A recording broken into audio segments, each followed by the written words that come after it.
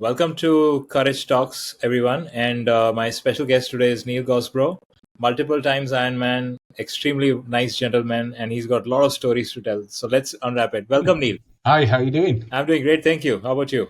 You're good. Yeah, all good. Yeah. All good. We've been talking for what feels like forever. I know. And it's good to finally meet Exactly. almost virtually, but almost in person. Yeah. I still remember how I messaged you during your Ironman Barcelona way back in 23. And we finally got connected in 25. Yeah. That's good. That's good. But you know what? I mean, obviously, thanks to our dear friend Chandru who introduced us, and a lot of people in the Dubai community not just know you, but admire you for all your achievements and your never say die spirit. But why don't you just take us down memory lane? You know, what was Neil like a kid? What was growing up days like? As a kid, he was a horrible child.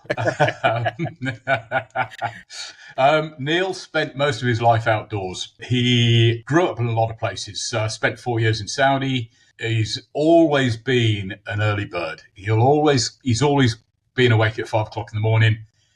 But he was one of the kids, sort of 6, 7, 8 years old at school. All my friends would be saying, I stayed up till 8 o'clock last night to watch this program. Mm-hmm. I was asking my mum to go to bed at 6:30. And my mum said, no, you're not going to bed at 6:30. You need to stay up. You need to sleep in more. But I've always slept well, but I've always been early to bed, early to rise. Right. That helped with life in Saudi. So it meant that me and my friends could get out early before the sun goes out, riding our bikes, playing out. Pretty much how I live today, really, getting out early on my bikes.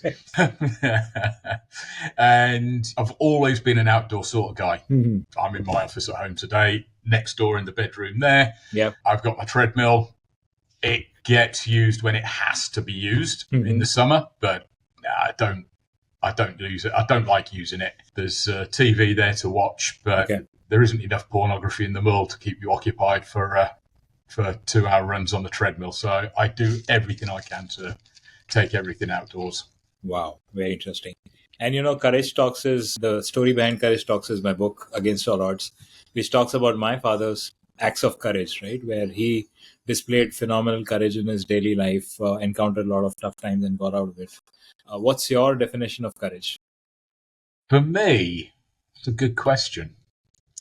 For me, it is, I don't believe heroes are born, and I think courage and heroism are closely matched. But for me, courage is anybody that copes with life or deals with life when they're taken out of their comfort zone. So I suppose the example I would use is I've lost both my parents to cancer. It's okay. It's okay. So having been through that, it's how the family deals with it. And to be honest, I actually think it's worse for the family than it is for the person suffering. Yes. Because they also know what's going on. They know how they feel. They know how life is going on. The family are on the outside. And as much as they are supporting, they're the ones that are having to push on. They're the ones that are having to keep going. When they've not, you do feel isolated from it. And I had this conversation with my father a couple of times where you do feel isolated from what they're actually feeling because you can't feel that. So for me, we've gone off on a bit of a tangent, which I tend to do. But for me, to go back to the original question, courage is anybody who's basically taken out of their comfort zone and finds the energy, the enthusiasm, whatever phrase you want to use to move forward and keep on pushing forward. Yeah. Sorry, I will clarify. Yeah. I don't look on myself as a hero. I don't look on myself as being courageous. I look on myself as dumb. At my age, I should not be getting up at dumb o'clock in the morning to go out and train for Ironman triathlon. That sounds familiar. We are all fools, aren't we? Yes, we are. Proud to say we are fools. Yes. But who's your role model for courage? Whose name comes to your mind when you think about courage? Right now, I am going to say I've just read. Actually, that's not true. I didn't read the book. I listened to the audiobook. Okay. if I read a book, I'm asleep within seconds, and it takes me years to read it. So I've dragged myself into the 20th century, and I've got into audibles. So I started listening to various books. I did listen to the Iron Wars, which was the race between the Hawaii triathlon, or Hawaii Ironman, between Mark Allen and his name will come to me about halfway through the interview. But for me, what they did was impressive. The way they dug deep and managed to fight that inner voice of saying, this hurts, you really need to back off. Yeah. And just keep pushing and having the drive to keep going back again and again. But I don't look on that as being courageous. So I'm going to go back to talking earlier about cancer. I've just finished reading or listening to Danny Baker. He's a UK TV personality, radio presenter. Okay. I quite enjoy listening to his shows. They're quite comedic. But he went through cancer, and just the way he wrote it in his book, the way he described the feelings and going through it and the trepidation. And so if given a bit more time, I could probably come up with 100 more better examples, but that's the one that springs to mind at the moment. Very interesting. Going back to your childhood, what impressed me is, and I'm referring to India, right? I mean, there are two types of kids, right? There are kids who are bookworms, and there are kids who don't want to study, right? Invariably, the ones who don't want to study are the ones who are going out and playing because they want to escape being told to study, right? So was it the love for running and sports which made you go out, or was it that you were scared of being told by your parents to study? What was going on in your childhood? Both. Okay. Yeah, so my parents pushed me down the academic route, pushed both of me and my brother down the academic route. Yeah. One of my heroes, and I know this is a stock answer, was actually my father. So my father grew up on a small farm in Lincolnshire. He was basically, his life was mapped out the day he was born. He was going to become a farmer.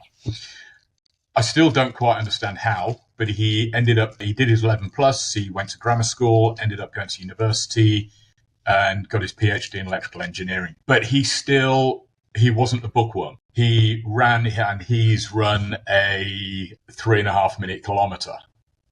I'm seriously quick. When I found that out, it was about 2 weeks before he died. I found that out. I was injured at the time, and I went out and tried to do it, and I couldn't do it. But I'm not that fast. But he ran a lot. He played a lot of cricket, a lot of football. He was and we'd build things together. So my brother got his brains, and he went off to university, did chemistry. I got my mum's brains, and I didn't go to university. But it was a bit of both. It was my love of sport, so I took my dad's desire of sport and playing and stuff like that, and so it was the love of that and the will to avoid studying. Yeah, I remember you mentioning about coming 12th in the cross country race in the school, and you're really angry with the person coming first because you're not trained. Exactly. He actually finished 11th. He finished in front of me, 11th or 10th. Still remember the kid, horrible guy, didn't really like him, bit of a bully, and he didn't really train. He was one of the hard kids that smoked around the back of the bike sheds. And certainly at the time, I didn't understand the talent versus hard work thing. So as a kid, I would generally run around without any sort of formal training. I played cricket for the local, for Romney County, Romney Town Cricket Club. I was a bit of a batsman, bowler and wicket keeper. I was okay.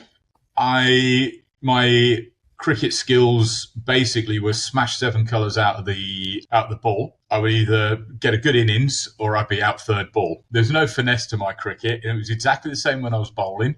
I launched the ball down the wicket as fast as I could. If my eye was in, I did all right. But it was more often than not, it wasn't, and I was getting smashed for 6 all over the place. Yeah. So there was one or the other. Although I was annoyed about it, I didn't understand what was going on. I got into running. A friend of mine, his father worked for British Aerospace in Manchester, and he'd go running with him. He trained. His father was a affiliated football referee, and they had a football team, so he would train with them just to keep his fitness up. And I was invited to go along and train with them as well, and I had nothing else to do, so I did. And we then moved on to Stockport Harriers. It was the local running club, and I trained with them. And you don't realise you're getting fitter. I find that something's changing, but especially in those days. Nowadays, we've all got Garmin's, we've got our bike computers, we've got our power meters, we've got heart rate monitors. There's more data around us than we know what to do with. So you can measure the fact that you just on your training peaks, your CTL goes up. Yeah. Or if you just use Strava and you pay for your Strava, it gives you your fitness going up. Yeah. There's no science behind it. You don't need to understand the science behind it. That's why I pay my coach. I pay him to understand this. He tells me what to do. I do it. And I don't know how. It feels like he's trying to kill me at times. But he gets me on the start line in as good a shape as we can do. I'm not going to show you the shape of my life every race because it's not. But it's as good a shape with what we've had to work with. So the plan was for my next race was try and get a world champ slot. I've been ill for 2 or 3 weeks, still got a bit of a cough. It's just won't go away. I'm just going for a holiday now. But yeah, the hard work versus talent came a lot later. Yeah. But what training has taught me is there's no shortcuts. There is no easy route around this, and it is going to hurt. And there are people out there with natural talent. And the more you go into it, and you look at the professionals that are out there, they have not only have they got this amazing ability to train, they've got this natural talent as well. So my swimming is drown avoidance. I've improved it over time, but I'm never going to be a 130 per 100 swimmer. So I accept where I am. But I do have this theory in life that we all have the ability to be the world champion at something in the world. Now, mine obviously isn't triathlon. It was never football, cricket, or anything like that. Didn't like rugby. It hurt too much. But for all I know, it's some unknown sport that has been played by a tribe in the Amazon rainforest as yet undiscovered by Western civilization. But because I haven't tried it, I don't know. It could be mountaineering. I'm terrified of heights. So I'm never going to find out. But I could be God's gift to mountaineering. I doubt it, but I could be. So it's one of these things that I genuinely believe that there is something out there for all of us. And that the ability is there. I support this theory of mine, which there's no scientific evidence behind it, with the fact that cricket is a very popular sport, rugby is a very popular sport, football is a very popular sport. Therefore, we find more people. And they're reasonably cheap to get into. You don't need a $15,000 bicycle to be able to race, or you need a pair of football boots. So it's easier to get into. So we're going to find more people like that. But there is still the difference. We've still got the Lionel Messi's up here. And then you've got, even if you just go down the professional leagues and with cricket, you go down the professional leagues, you've got the international professionals. You don't have to go that far before you see that there is that little difference, that there's the guys who they're still very, very good. There's always somebody better than them. No, that's true. I think this debate about effortless effort and hard work effort puzzles us every time we go for a competition. And we come across these people who look pretty ordinary, but you give them a bike and they kind of whiz past like they're not from this planet, right? I believe that for you, the other element which stood out, and that's insight coming from our common friend, that you're a strongly data-driven guy, right? You give a lot of emphasis on the data which your devices are throwing up. So do you think it is possible for someone who is not inherently as talented as one should be, but through sheer hard work and closely monitoring your performance, you can actually beat everyone and be the number one? No. You can reach your own goals. So there is no way. If I started triathlon at 15, I met my coach and started triathlon, I would get to that point where my body isn't physically capable of going any further. So there was a guy called Alex Vero. He was 110 10 kilos. He smoked, drank. He was a journalist. Mm-hmm. And he decided to see if he could qualify for the Beijing Olympics at marathon. And he gave himself a year to do it. He lost a lot of weight, trained hard. He went to Loughborough and they studied him. Mm-hmm. And they actually said to him, "You're not going to do it. Your body physically cannot process enough oxygen." So we have our VO2 max. Yeah. Our Garmin spits out a number to us. There's scientists out there will be far more if it's accurate or not. But I look on the VO2 max on my Garmin as a bit like a broken pair of scales. As long as it's consistently broken and your weight is going down, the actual number doesn't matter. It's just the fact that it's always 10% out. Therefore, as long as your weight's going down, whether it says you're 85 kilos when you're 75, as long as it's going in the right direction, then it's a number you can use. And it's the same with the VO2 max on your Garmin. Now, your VO2 max obviously is your body's ability to consume oxygen.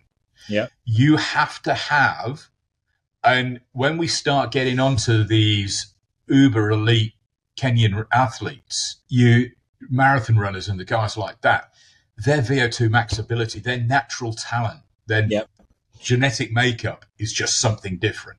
And when you go and you see these guys, there'll be a group of 40 of them who'll go out and run a 110 or a 105 half marathon as a training run. And there's 50 of them doing it. Now, 105 is, all right, okay, so what are we, 57 minutes for the world record for half marathon? But these guys are doing it regularly and knocking this out daily. Yet they're nobodies. In the world of global athletics, these guys are nobodies. They're running 205 marathons. In the scheme of life in the universe, they're also rans. So if these guys are running 205 and once you get to that level, it's the amount of work required. And if we take this back to cycling, we can do 100 watts on the bike. And let's say we're going to keep this simple. We're doing 10 kilometers an hour. To do 20 kilometers an hour, we need to do 200 watts. To do 15 kilometers an hour, we need to do 200 watts. So it's not a linear graph. It's a curve. So the amount of power we have to generate for the increase in speed is exponential. So we will get to the stage where we have to add 50 watts to increase our speed by half a K an hour. And that's exactly the same thing. So, no, I genuinely don't believe that you can get to the best you can be. And that really is all I'm after for what I do. I just want to get to the best I can be. I am chasing Kona slots. If I never get one, I wasn't good enough, and that's fine. I can handle that. And trying to get a Kona slot in Hamburg is dumb because the guys are just phenomenal. And I probably talk about this later, but I got my PB in my last Hamburg and I was 40 minutes behind the guy that won my age group and I was 22nd. I'm 50. How old am I? 55. I'm 55 to 59. So I've just got my talent number there. So it tells me I'm 55 to 59. There we go. I'm 57 this year. Yeah. So, and one of the problems is some of these guys are going to be full-time athletes. They're going to have retired. So they're full-time athletes, and they were probably pretty good when they were a kid. There'll be ex-pros in there. I just can't do that. I can't do a 55-minute Ironman swim. I can do a sub-5 bike, but these guys are running 320 marathons. My standalone marathon as 15 years ago was 323. I'm keeping that PB, although I did find out about 18 months later that it was actually a short course, but I'm still keeping it. That's interesting. You know what? My story is that, when I got bored of running marathons, I had to decide whether I go for ultra marathons or I go for triathlons. In your case, it was interesting. You actually did the 2016 Comrades and then decided to go after Ironman triathlons instead of continuing further on the ultra journey. So what prompted you? What was the thought process which made you go towards Ironman? There's actually a big gap between Comrades and Ironman. Mm-hmm. So, and I am going to say this right now. Yep. Having done them both, yes, I was nowhere near as fit when I did Comrades as I am now. I was good 20 kilos heavier. My training for Comrades was all done around Dubai. And as most guys will know, those that know what Comrades is will know how dumb that is, because Dubai is pancake flat. Those that don't know what Comrades is, it's a very hilly 89-kilometer road race. You either run from Pietermaritzburg down to Durban, which I did, or you run up from Durban to Pietermaritzburg. I did the down run. There is a lot of uphill on the down run, but there is one long section of downhill that really does take it out of you. Comrades broke me. It really did. I wasn't fit enough to do it. But this is where mental strength comes in. As much mental, in fact, it's more mental than it is physical. Yeah. You need that mental ability to, when it hurts, push on. Now, I couldn't bring myself, well, there's two things. I've spent your average third world country's national debt in the expo. And I am one of these that if I don't finish a race, I can't wear a stitch of what I bought in the expo. So, and I think we'll discuss it later, but I DNF'd Warsaw. Yeah, I DNF'd Warsaw. I've got a T-shirt. I've got a hoodie. I've never worn them. Oh, the rucksacks. I've got my wall of honor on the stairs. I've got all of my Ironman rucksacks are there and my race bikes on the wall, and it all looks good. Actually, it's not. It's behind me getting charged up. DI2 went flat this morning. But I've failed to finish two Ironman. One was, I'm going to say, was my fault. That was Warsaw, but we'll talk about that later. The other one was Lapu. That wasn't my fault. We flew out the day after the big storms last April in Dubai. Okay. And my bike never made it. My bike stayed in Dubai. So I did the swim, did the run, because I was 6 weeks out from Hamburg. I'd lost a week's training and I needed to do something. So I went and did the swim. I hung around in transition for about 2 hours, 20 minutes, was roughly what I was going to do the bike in. Yep. And then I shot off on the run and got the run in. Both of those rucksacks, I've got the rucksacks. I actually gave the T-shirt and the cap away to girls in the hotel. Oh, man. But the rucksacks are not on the wall because I didn't finish the races. So there was the motivation to be allowed to wear my Comrades underwear, socks, shorts, T-shirts, hoodies, caps, and everything else that I bought, and running shoes. The other one was I actually couldn't face Dubai Creek Striders, the guys that had done Comrades in the past. I just couldn't bring myself to face them, having DNF'd. It was tough. It really was. Comrades is definitely the toughest thing I've ever done. It's the best. Absolutely, 100%. If anybody's listening to this wants to know about Comrades and they want to reach out to me, give them my details. I will tell them how great it is. Fantastic. It's an awesome event.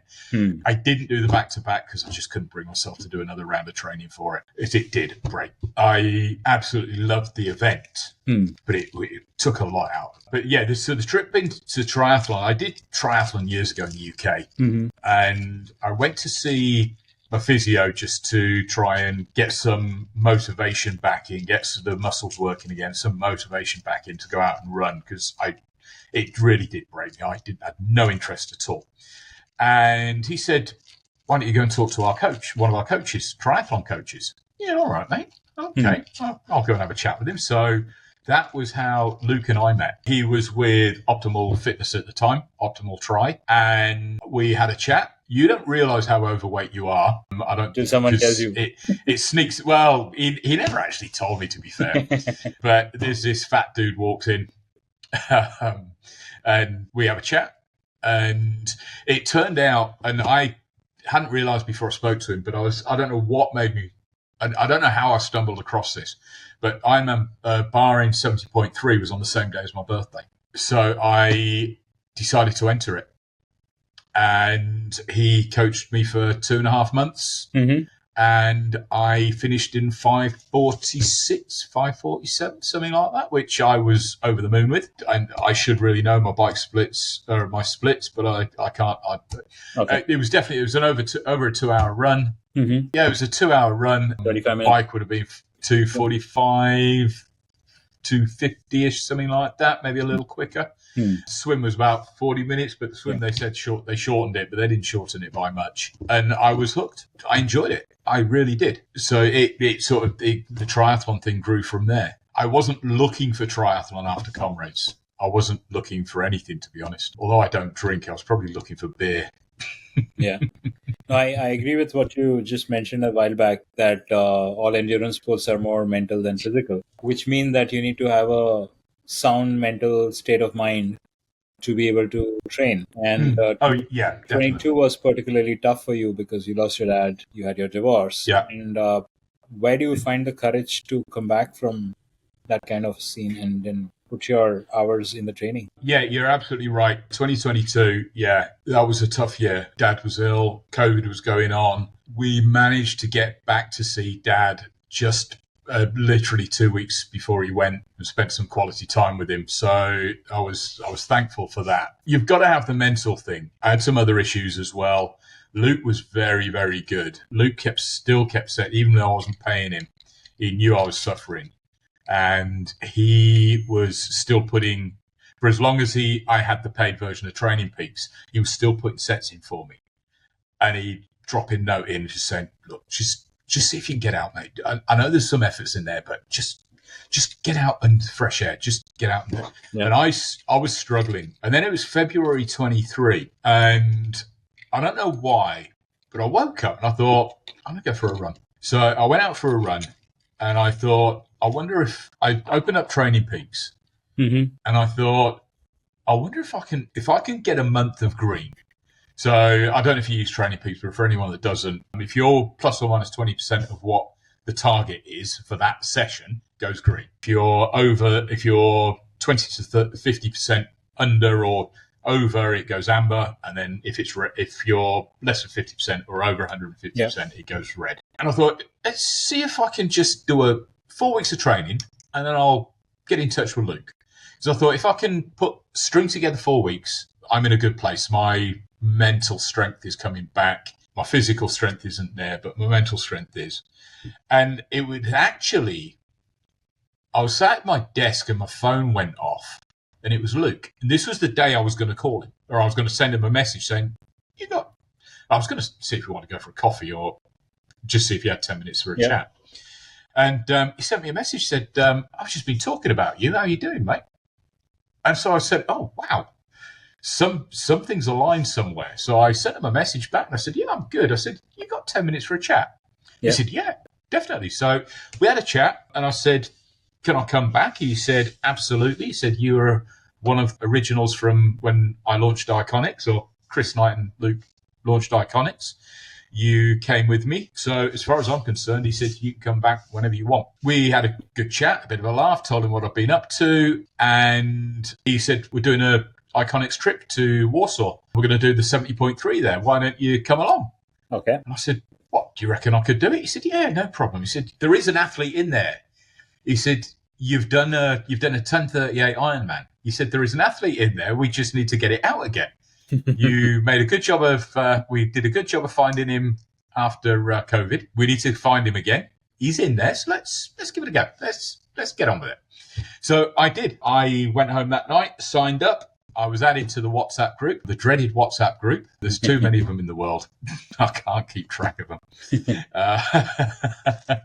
Whenever we have a new WhatsApp group set up with coaching, my first response was, oh, good, another effing new WhatsApp group. Yeah. But we trained hard. Race didn't go according to plan, but it wasn't it was a disaster, although it did make everyone laugh. I was pulled out the swim after about 200 meters. I wear a medium wetsuit. I had a large body, and I've learnt from this, but I would, as soon as the gun goes and they release you, I sprinted. I was sprinting to the water as fast as I could, getting into the dolphin dive, because I'm figuring that the swim itself's garbage. I'm no good at the swim. So if I can get in as fast as possible and get out as fast as possible. My heart rate spiked, and after about 200 meters, I just couldn't breathe. I just wanted to rip wetsuit off. So I held onto the canoe. The canoe called over a boat.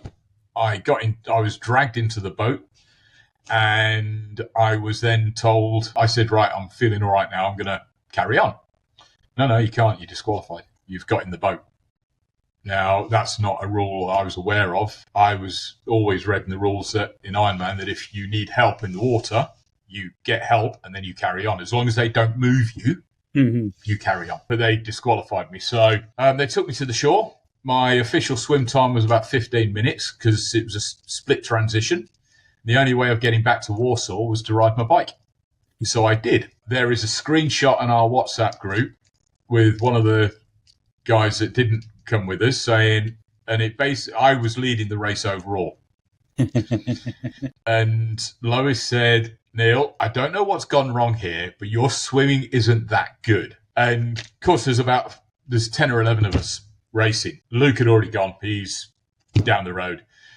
But there was a lot of U-turns. So you ride down the road, U-turn coming back up. And I'm quite close to the front of the pack as I'm just riding my bike back to Warsaw.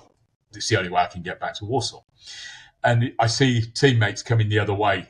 And they're all looking at me and says, how the hell are you where that? Why are you there? What's gone? How are you there? You shouldn't be there. And that's still a standing joke. There's a couple of guys blame me for blowing up their runs because they smashed it on the bike and said, I've got to chase him down.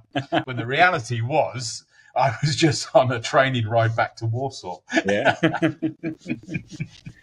That's a very interesting one. The other aspect which I want to touch upon, and a lot of endurance athletes need to balance their nutrition with their training. And yes, you seem to have a secret code. You have a love for food, but yet you're able to control. I have a phenomenal love of food. Yeah, I have a love-hate relationship with food. When I'm of a larger disposition, it's all savoury. So if I go out for a meal, I would quite happily eat a starter, a main course, then there's another starter. When I lose weight, I have this overwhelming ambition to eat the world's supply of chocolate and cookies and cream ice cream. The reality is the only way I stop myself doing it is I just don't buy it. If it's in the house, I'll eat it. It was very similar to that in my drinking days. If it wasn't there, I wouldn't drink it. Yeah. If it was there, it was getting drunk, the whole lot. And I was going to be eating the bottle as well. So I just don't buy it. I do try and manage my food. Portion size is a big issue for me. Yeah. I tend to eat more than I need, or I cook more than I need. But it is a case of just being careful. So I went to see a nutritionist in 2013. Yeah. She was a mutual friend, very, very good. And she basically just kept it simple. She said, look, none of us are pro athletes, so I don't expect you to be weighing everything. You haven't got a chef. You're not a member of a pro cycling team. You haven't got a chef that's going to cook this stuff for you. Yeah. But keep it simple. So we basically, if I had a hard session coming up, I was allowed a small potato. So sort of fist size of potato. Yep. 250 grams of red meat or white meat. So we're looking for about 60 grams of protein. Mm-hmm. Breakfast was and still is some frozen fruit. She didn't like the fact that I put peanut butter in it, but I do. Protein powder, some nuts, and half a banana. And that's pretty much how I maintain it. That's my out of race food strategy. Okay. My in race food strategy has changed a hell of a lot this year. So I did Ironman Tallinn earlier this year. I wasn't as fit as when I did Hamburg in 24, but I thought I was on for a 10:30 finish. But my coach has always said I would eat on the bike. That was no problem. But I would struggle to eat on the run. And I knew I had to find something that worked. And although I never felt hungry and it didn't really bother me, I was in a position whereby, although I didn't realize it, I was depleting and the legs would go. So, for example, my Hamburg 2024 finish, which we'll probably talk about a bit later more in depth, but I hit halfway in 1 hour 40. That was 10 minutes faster than I've ever run a 70.3 run. And this is a full Ironman. There was only one way this was going to ever go, and it wasn't going to be pretty, and it wasn't. I got to about 27k, and then the wheels just fell off. I just detonated. And I ended up finishing it in 4:02, 4:04, something like that. So I went from a 1:40 half to 2:22, 2:20, and it was worse than that because I didn't detonate halfway. I managed another 6 or 7K before I fell apart, but I did monumentally fall apart. Sure. And I was looking at some pictures of me crossing the finish line, and I just was destroyed. Absolutely depleted. So we did work on nutrition for Hamburg. No, we didn't. Sorry, Tallinn. Yeah. And that gave me, it wasn't my fastest Ironman ever. That was Hamburg last year. But it given me the confidence to go for the run that I can take the nutrition on.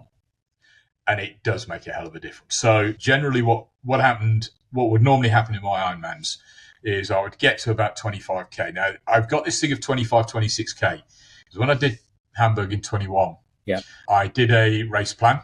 And my coach said, because I'd said I was going to run to 32K and see what happens.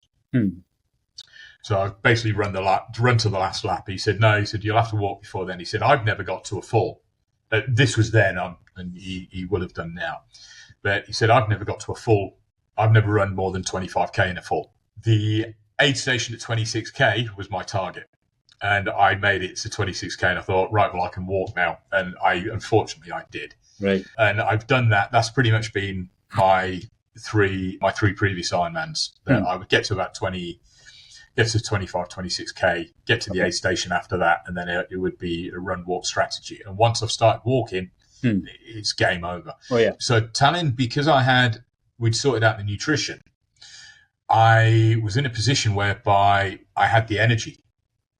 And Tallinn run was long. It was 42.7K. And I didn't particularly enjoy the run.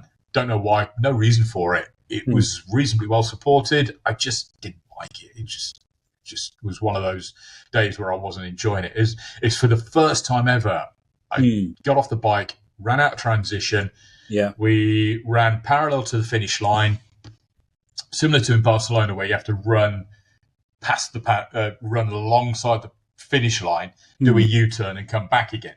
Tallinn was better because there was a barrier. You couldn't see the finish line because that really screwed with my head in Barcelona. There's nothing to stop you looking at the people finishing because you're running down to start another lap. You do the U-turn. Yeah. You run to the finish line, turn around, come back. Yeah. There's nothing. You see the people coming into the finish, and I found that very demoralizing. But I actually ran just over 42K of the run in Tallinn. My pacing was also a lot better. I didn't do what I did in Hamburg and go off like a scolded cat. Right. I paced it properly. My target pace was 5:30 per K. And if you look at Training Peaks, I did 5:30. And if you look at Strava, I did 5:31 per K. So it absolutely nailed it. I used the personal needs bag for the first time ever. I didn't want to be carrying a load of gels. So the make of gel that I use, they do a large sachet of it with a screw top. So I had one of those and I knew that was enough for 2 laps. And then I had another gel in my bag and I picked that up at halfway.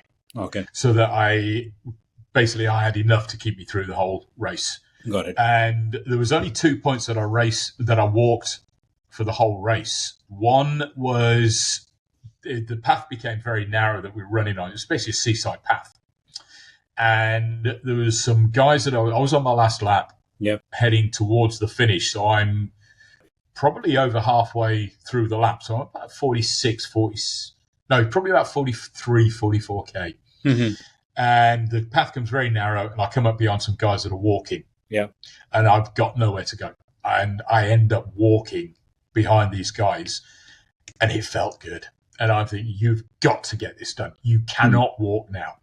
So I pushed on, ran around these guys. And then the next part was very similar. There was probably about 3K to the finish. There's a sharp hill.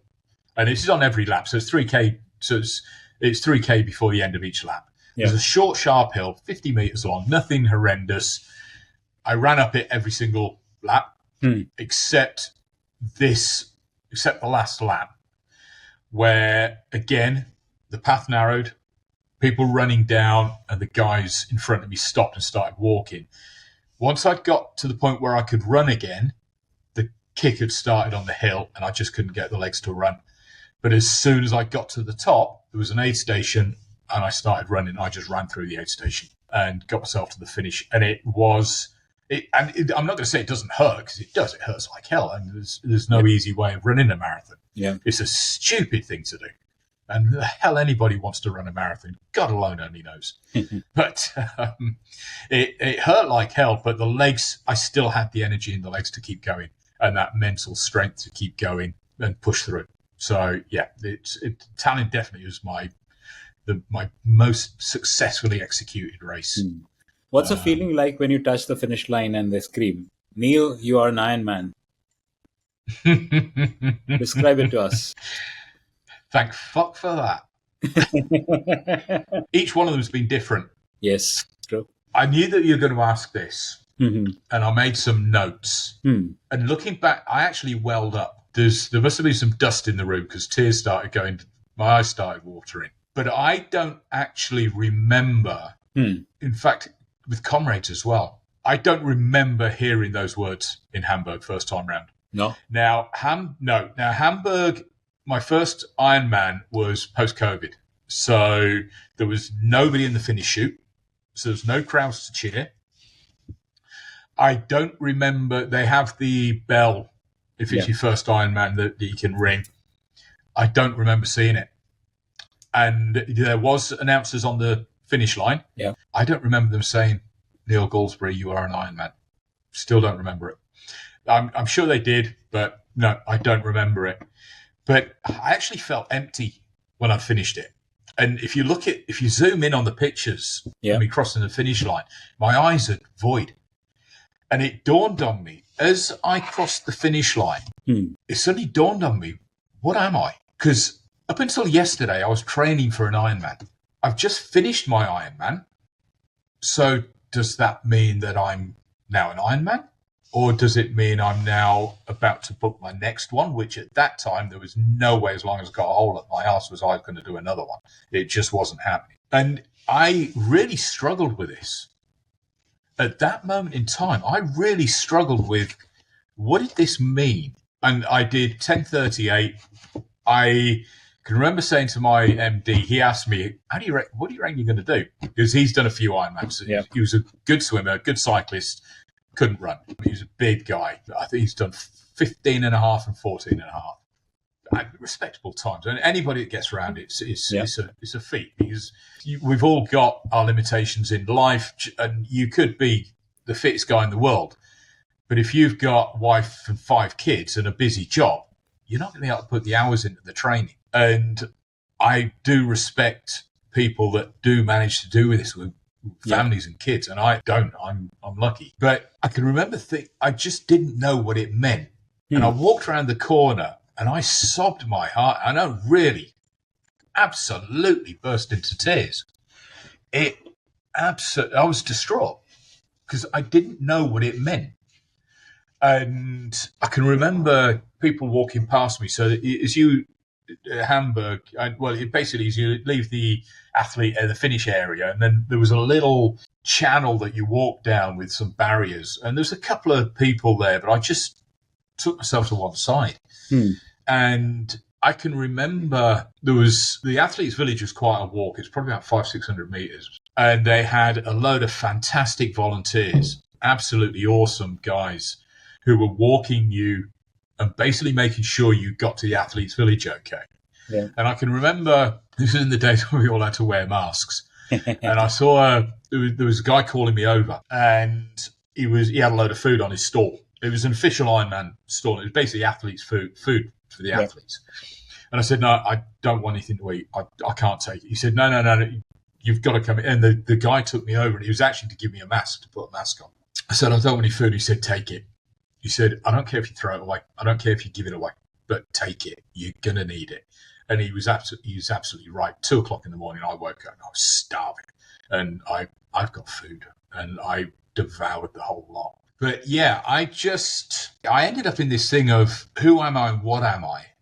Yeah. And I used to listen to a podcast, Marathon Talk, and they regularly discussed this. When you've finished a marathon, you're no longer training for a marathon, but when you stop being a marathon runner, because at that moment in time, just because you haven't entered your next one doesn't mean that you're not going to. Or are you always a marathon runner because you've run a marathon? Yeah. And I actually don't know the answer to that.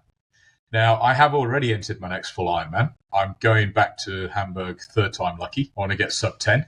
I won't get a Kona slot there. But I think even with the new qualifying standards, I'm actually in favour of it. I'm not going to go down the discussion because some people don't like it, some don't. I'm in favour of it for reasons, but I do think it is still going to make it hard for me to get a Kona slot. I need to be tactical with my race selection because I'm not fast enough to beat the Europeans.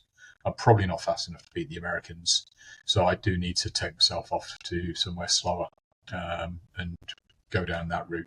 But yeah, I actually don't know the answer to the, are you always an Ironman? Or are you only an Ironman when you're training for your next one? Yeah. Or I don't know. I don't know. My next question is very similar. You got a 10:38 in Hamburg 21. Then you had a DNF in Warsaw in 23. You came back very strong in Hamburg with a 10:18. Does Neil the person remain the same? Or does your body really feel the change, having transpired across 3 years, gone across with a phenomenal improvement? Do you feel from inside that you're much different as a person? Physically or mentally, or both? Physically, no, I don't feel different physically, other than I know when I'm in race shape because my jeans are a little looser than when I'm not in race shape. Yeah. But other than that, no. We've got some vicious steps at work coming out of the workshop to go into the office. I'm out of breath every time I walk up them. I've got lazy. I now walk round to reception and get the lift up. No, physically, no, I don't feel any different now. Although I didn't think I was that fit. Just remembered I didn't finish a point on the previous question about the 10:36 Hamburg finish, because I'd actually said to my MD, said, what do you think you can do? And one thing I have got very good at is estimate my finish times. That I have got good at. And I said to him at Hamburg first time around, I said, I reckon I'll do 10:30. He said, no chance. You haven't got a cat and hell's chance to do 10:30. You've got to do this swim, you've got to do this bike, you've got to do this run. And I'm thinking, yeah, he's right. Yeah. All right. 11 hours and came away with 10:38. Estimated a 10:30 at Tallinn. And with the long run, I was within minutes. I lost about 3 minutes on the run and I did 10:36. So I was 10:33. I was, if the run was the right length, I was very close. So I don't feel any different. Mentally, I am a lot stronger. Physically feel any different, but mentally, I'm a lot stronger. Got it. Staying on that part, it's always said that to remain at the top is far more difficult than to get to the top. Having got to 10:18 or better, do you think it's far more difficult to retain that level of fitness which is required for a 10:18? Or is it that subconsciously you are there already? No, I'm not there today.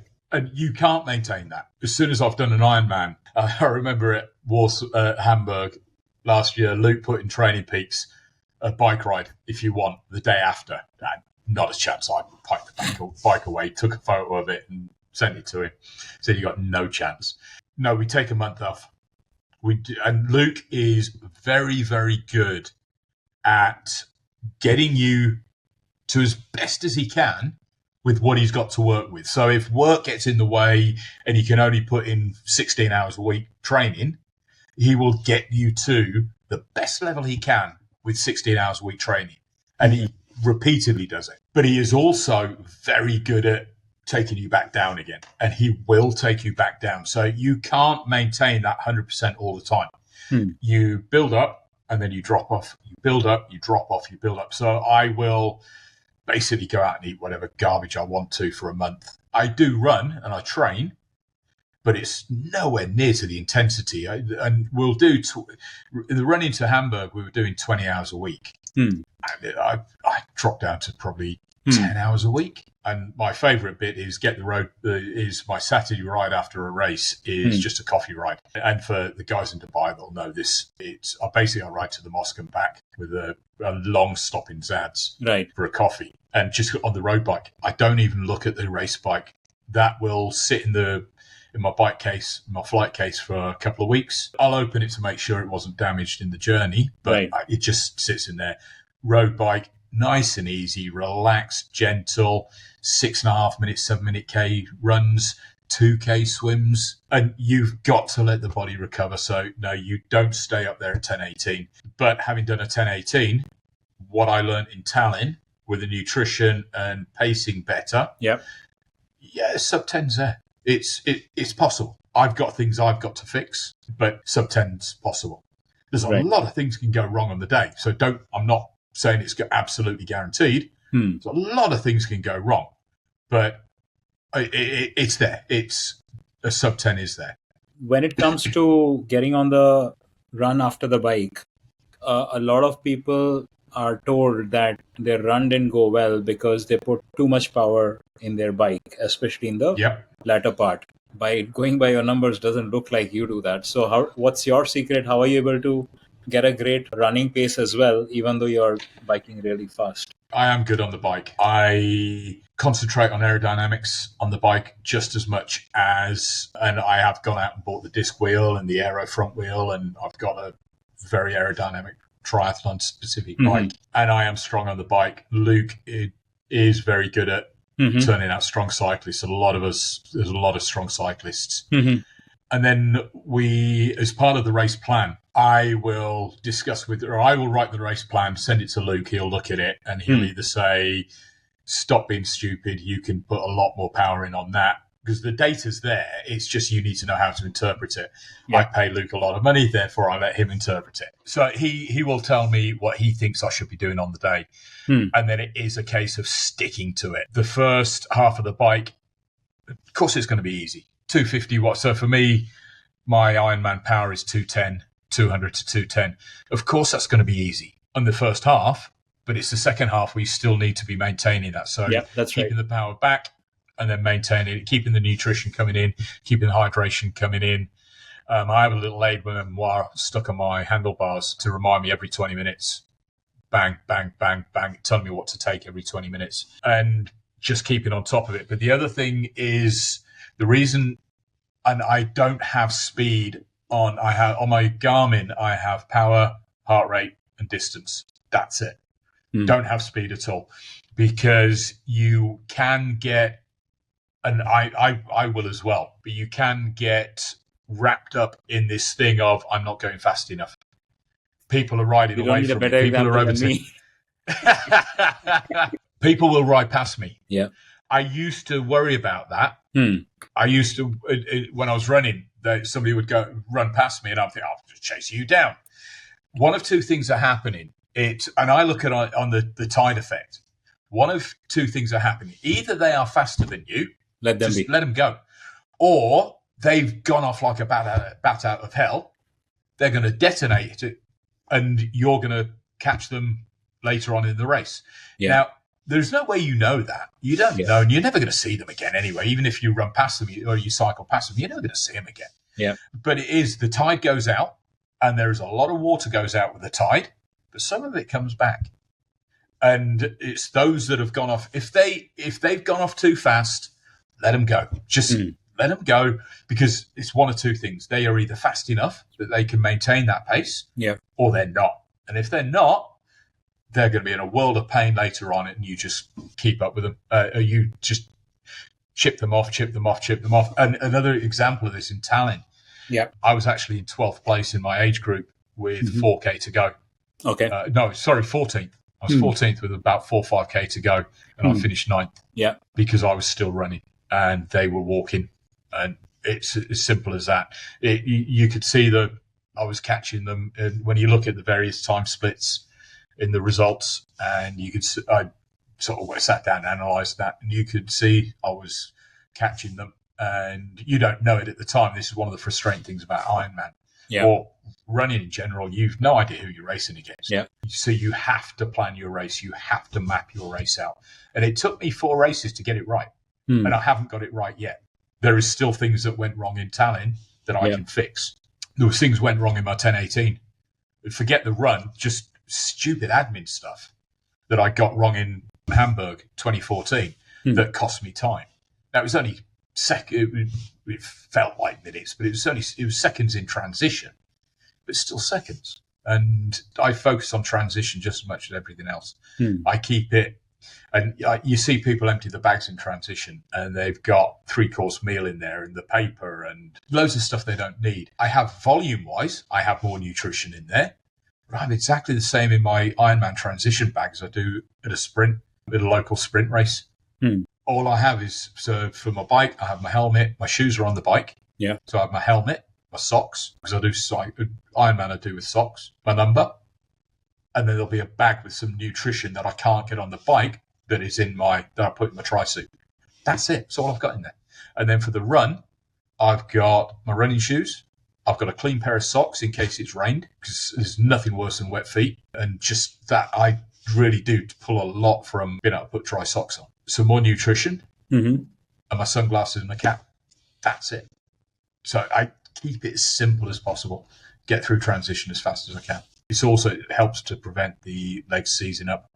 Got it. And then my biggest failure, again, I learned this in Hamburg and executed it well in Tallinn, was I used to sprint out of transition. I was stupid fast, just to try and get the legs working. And then the problem was, you look at the watch and you do 4-minute Ks. So you then back it off to 5-minute Ks and it feels easy. The problem is your target pace is 5.5.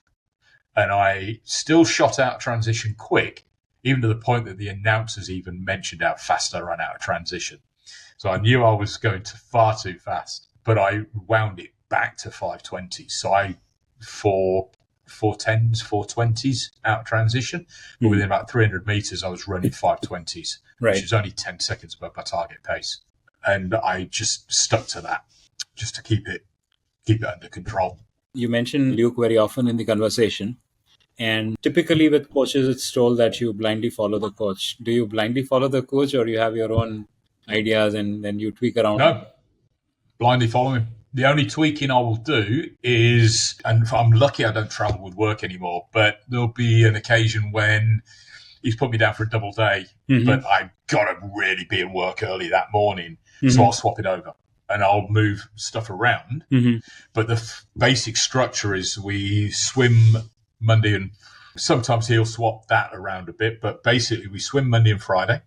We cycle and run on a Tuesday, cycle Wednesday, run Wednesday, cycle Thursday. Saturday is a long ride, and if we're training for a race, then there's a run. Sunday is a long run. And that is pretty much it. I'm not one of these that analyzes what's in there. I'll open it up and think, that's going to be tough. But other than that, no, I pretty much do what Luke says. He's the expert. Yeah. So I pretty much blindly follow what he says. And he's got guys that will deep dive into every little bit and come back and ask him questions and take up all his time. Right. I'm probably the easiest athlete he's got. Yeah.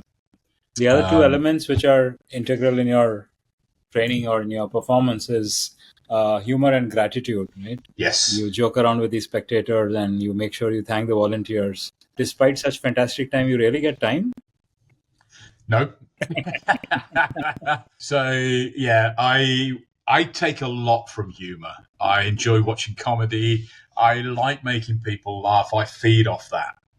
I do tend to make fun of most of the guys on the WhatsApp groups, and generally most people enjoy it. Some don't. Yeah, that's fine. I will, when I'm feeling down on the run, I will I love dogs and cats and things. So if there's a dog there, I'll just say, "Hello, Pooch."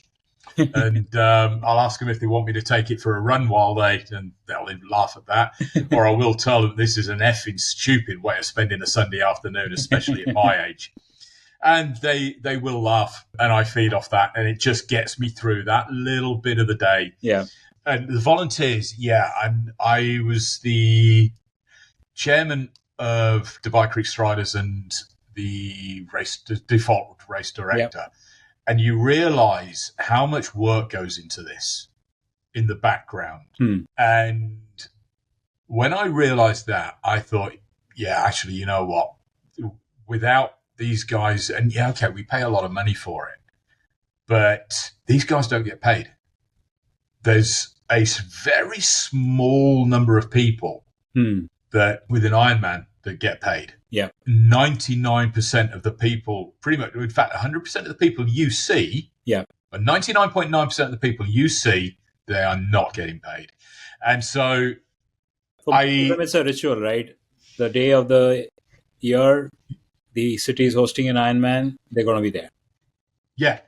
Absolutely. And it's, these guys have started preparing for this months before. Yeah. They don't just turn up on the day. True. And that you'll find that it's the same people every year that come back and do this. And ultimately, without them, we can't do it. Yeah. So, every aid station on the last lap, whether I'm crawling through on my hands and knees because I've destroyed myself early on, or whether I'm running through because I'm still going for a time as I was in Tallinn, I still made a point as I ran through, guys, thank you so much, because without you, we can't do this. And you get that. Very few people ever say that. And you get that feedback from them, that big smile and the thank you. And again, it just, you're on your last lap. You're in the worst bit of a marathon, and forget the fact that you've just cycled 180K and swam 3.8K. Yeah. It's a long day out. And these guys struck me at Tallinn because they delayed the start by 3 hours because of the overnight temperature. And it suddenly dawned on me that they were going to be working till 2 o'clock in the morning. And the chances are the volunteers on the run are going to be back the following day for the 7.3. Yeah. That's a bloody long day out. And I always feel sorry for those on the run. So the swim's the easy one. Of course. Because we've got... You're done by 10 o'clock in the morning. Exactly, yeah. And you're down the pub, you're knocking beers back, cheering everyone on. I would imagine they have 2 jobs for people on the swim. I don't know, but I would imagine they probably do. The bike is... What's the cutoff for the bike? 10 hours? So they will need to be on the course. So they're there for 10 hours. And they will know which the last bike is. And they will start packing up. Yeah. So that as the last cyclist goes through, they shut down. But the run, and that's and depending on whether it's a 16-hour or 17-hour cutoff, that's a long day. Yeah. Again, coming back to the humour thing, just seeing people smile, I just feed off that. And it doesn't cost me anything. Sure. If I'm suffering, I'm walking through anyway. It doesn't cost me anything. And Tallinn, I ran through, but I still thanked everyone just for giving their day up. Yeah. And if the sun's shining, it's not so bad. But when it's wet and cold and miserable, which Tallinn was, the run wasn't too bad, but the bike was wet, cold, and miserable. It's all it's pretty good. So what's your advice if someone is planning for his first Ironman? What's your pep talk going to be? Don't cancel. Cancel while you can. Save the money. Yeah, it'll cost you a fortune. Why? What do you want from it? Why do you want to do it? There is, I can't remember the name of the guy, South African lad. He goes around presents at various races. If you go on Instagram, Facebook, YouTube, search Ironman Why, and there will be videos of this guy. But I think he was at KL this year, and he goes through that thing of remember your why. Why did you get up early in the morning? Why did you go out for your long rides? And it could just be Strava kudos. I don't know. But the training is tough. Yeah. The training is hard. For me, I enjoy the training. The training is harder than the race for me. But you should be at a level whereby you've trained really hard. Yeah. You taper, which Luke doesn't seem to do for some reason. He looks on the flight as your taper. And then the race itself should actually be controlled, and it'll hurt. And don't misunderstand me. It's going to hurt like hell. but your race should be easier than your training. So you've got to be honest with yourself as to what you've got to sit down. You need to talk to your family. I made the mistake of asking for forgiveness. So I was still married when I did my first one. I entered and then told her I'd done it, and that didn't go down well. So, because you need the family, especially if you've got kids, busy job, it's probably even worth talking to the work and just saying, look, I'm having a midlife crisis. I'm going to go and do this or whatever it is, because they're going to take time. It consumes a mountain of time. So you need to know why you're doing it. Now, it might be your Facebook likes. It wasn't for me. I just wanted to be able to say I'd done it. You need your why. Once you've got that, you need to then sit down and genuinely talk to the family and understand what your training bank looks like. Your training bank is how many hours a week can you put into this? And what do you want at the other end of it? So when I had that conversation with Luke, he said, what do you want? And I said, I want to smash it. I'm only doing one, so I want to smash it. Okay. And that was the end of that conversation. Now, there was times when I thought the guy was trying to kill me. And I even remember putting on Training Peaks. You do realize that if you kill me, I can't pay you, don't you? So if you are just happy to cross the finish line, that doesn't take as much work and dedication as if you want to do 8 hours, 9 hours, something like that, because that really is going to consume your life. You've planned for it.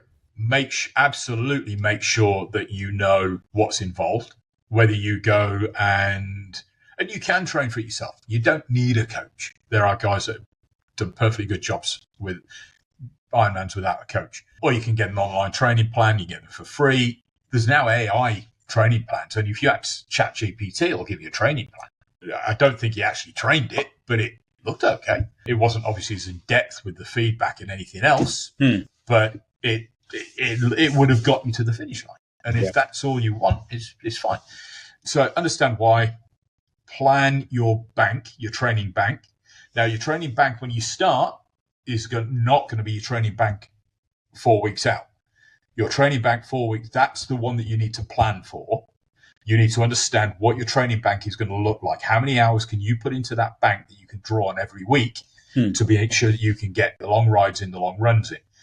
At the beginning, you feel a bit of a fraud. And we've all done it. We've all looked online and seen these online training plans, and you're winding yourself up to get going. And Monday, first day of the session, and it's a rest day. Really? What? I want to get out there. The first day of your plan shouldn't be a rest day, but it certainly, if your training bank's 20 hours, you're not putting 20 hours in the first week. Regardless of where you've come from. Now, if you're doing couch to Ironman, it's possible. As long as you give yourself enough time, it's possible. Any of these things are possible from the couch.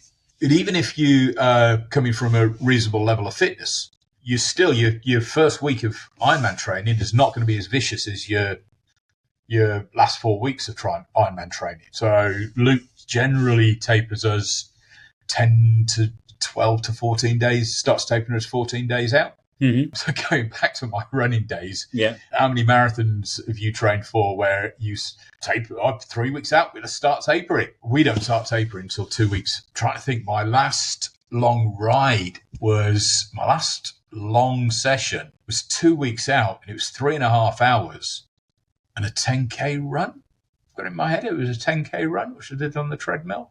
But it's 3.5 hour ride and a 10K run. That's 2 weeks out. So, yeah, you need to understand that. And there will be times when you don't want to get out of bed. Yeah. It happens. If that happens, move on. Forget it. Session's done. It's gone. Forget it. Don't try and load it up. Early on, yeah, all right, maybe you can. But understand why you missed that session and make sure that you don't miss another one.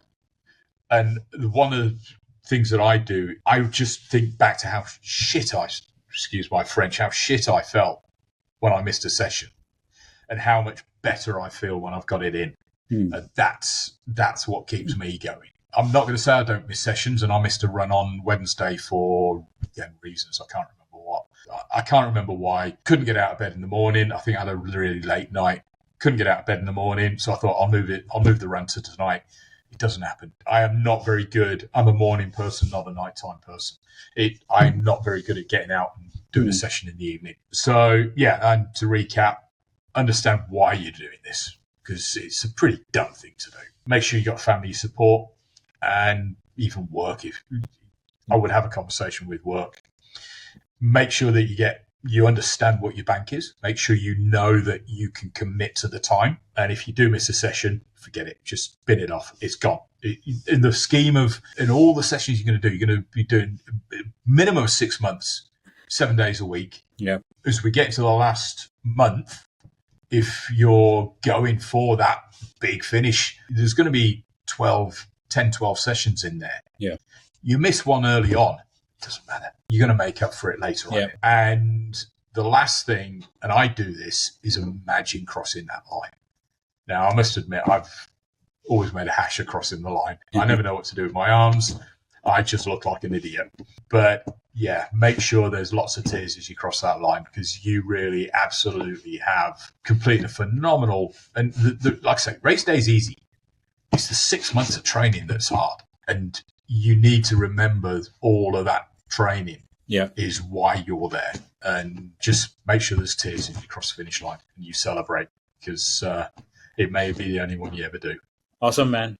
What's coming up next for you in 25, 26? 25, 2 weeks tomorrow, I'm in Vietnam. Okay. Doing a 70.3 there. Training's not gone well. We had a training camp beginning of October, and I came down with a bit of a cough. I suffered on the third day's training. We were supposed to do a run off the bike. I didn't do that. I didn't run on the Saturday afternoon. And on the Sunday, I didn't even go out on the bike. And the cough's still there. I can feel it. I've just got this dry chesty. So I've been given an inhaler from the doctor, which I left at work. It's not brilliant. I was hoping to try and get a knee slot for next year.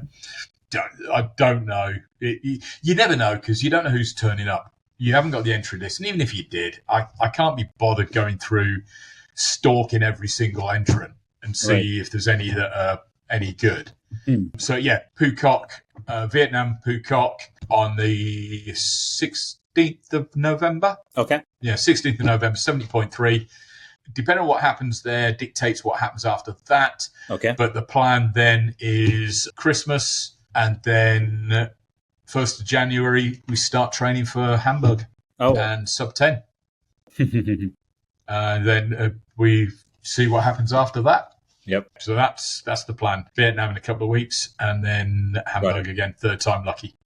Sounds awesome, man. It's been a pleasure rewinding your entire journey, and thanks a lot. It's been a pleasure, and I'm sure I've enjoyed it. The listeners will find a lot of useful information to absorb here and implement. If any of them want to contact me, I am not an expert. I'm a reasonable amateur, but if anybody wants to follow me on Strava or got questions about Comrades, Ironman, if they contact you, just give them my details, and I'm more than happy to have a chat. Great. Thanks a lot, Neil. No worries. Thanks for your time. Thank you.